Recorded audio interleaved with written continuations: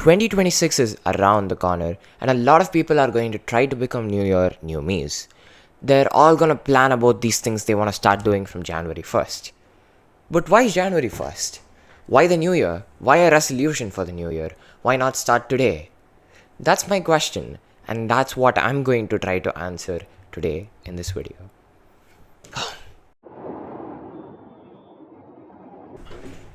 Now, I'm gonna tell you a story. And it's a pretty personal story for me, so I'm not gonna put the names and personally attack people. But person X, person Y. Yeah, let's start now. Person X said he was gonna do a lot of things. He did none. Because he wasn't a lazy person. He just overanalyzes things a lot. And he's like waiting for the perfect time to start. The perfect video to post on social media. But he never started. And then there was this other guy. The fonts of his videos actually really sucked at the starting.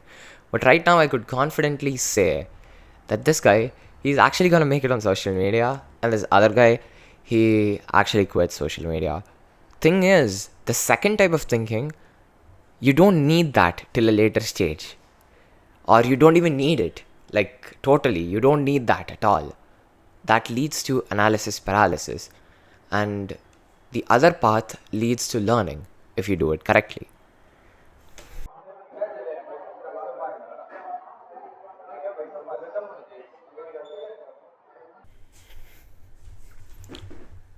Persistent action always beats not doing anything. You would know that. But there's actually a better option than these two. The thing is, a lot of people start repping the actions alone. Like, say, I go to the gym and I keep doing the bench press. I don't know how to do the bench press. I just keep doing it in a random form and in a stupid form, and I never learn. Then, obviously, I'm either gonna break one of my biceps, or my triceps, or my chest, which is extremely dangerous. Or I could just learn step by step while doing the exercise by thinking of which muscle hurts and the feedback of people around me and so on. Yeah, instead of repping the actions, start repping the feedback cycle. If you rep the feedback cycle, like in a startup thing, you get the idea out, you get the validation for the idea, and you go to the next phase, you launch, validation, next phase. You get me, right? So instead of learning everything at one time, you let the environment you're put in teach you the rules of the game. And that way you don't have to learn unnecessary rules. For example, there's a different way to run a cooking channel than a storytelling channel, which focuses on the development journey of some app or somebody's life, or both, or just an app system that improves the life of many. Yeah, free promotion.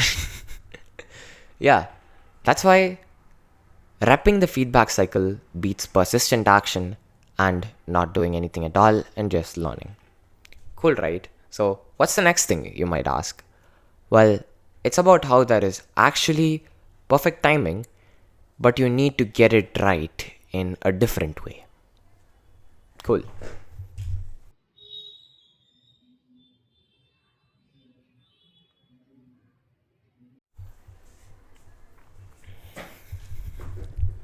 I'm back again with another story.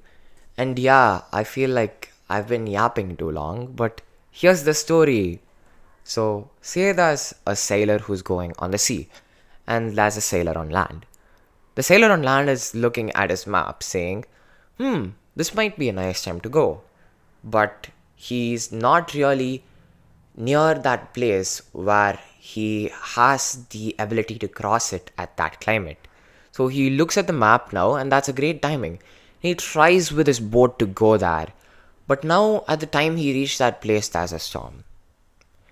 And his boat is pretty small because he didn't really build it. Meanwhile, the sailor who's at sea right now, his boat is a little bit stronger and his skills at navigation don't suck as much. So, peaceful weather, he goes straight through because he's closer to that place. And in that sense, there was a perfect timing. There was a perfect timing to cross that Gulf of Sea. But the other guy who was at land and he kept reading the tables, he couldn't have crossed that gulf because he couldn't have reached that place with the Gulf. Because he didn't start as early as the other sailor. You get me now? Yeah, that's why you have to keep going. And when there's a perfect timing, you get to use that perfect timing because you learn the rhythms of the sea. And you just stumble into such places because you're letting luck find its way to you by being more open to it. Yeah. Now, with these three instances and these three chapters, did you finally understand anything? Well, if you did, that's cool. If you didn't, I'm just gonna put it straight up into your face. Don't wait for the perfect time to start. Don't start on Jan 1. Even if it's a different day before it, do it now. Because that way you'll break that stigma in your mind if you have to wait for a perfect time to start. And yes, this video is entirely about that if you haven't figured it out till now. Cool. Now that you got some value from this video, you could let me know by commenting, or you could do me one more and not comment. It's your choice. You can choose to hit the like button on this video and then the subscribe button. That, however, is not a choice because it's just two buttons. There's no keyboard involved. So once you've done that, you'll become a part of this channel and you'll get regular updates on videos relating to this or apps that I make for the purposes of the improvement of man, with the idea of back to monkey. That was really bad marketing, I guess, but that got the job done anyway. And that's what I mean by today's video. Just start before you're ready, and then when you're ready, luck will find you. And if you're not ready, when luck is ready to find you, you're not gonna be able to use it or capitalize on it. You got me right? Okay, bye. See ya. Till the next one. Bye.